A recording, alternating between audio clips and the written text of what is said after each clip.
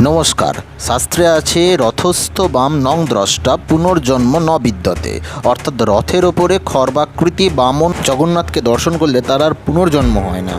প্রাচীন ভারতীয় গ্রন্থ ব্রহ্মাণ্ড পুরাণ এবং পদ্মপুরাণেও এই রথযাত্রার উল্লেখ পাওয়া যায়। এছাড়াও উৎকলখণ্ড এবং দেউলতলা নামক উড়িষ্যার প্রাচীন পুঁথিতে জগন্নাথ দেবের রথযাত্রা প্রসঙ্গে বলা হয়েছে যে এই রথযাত্রার আসল প্রচলন হয়েছিল সত্যযুগে।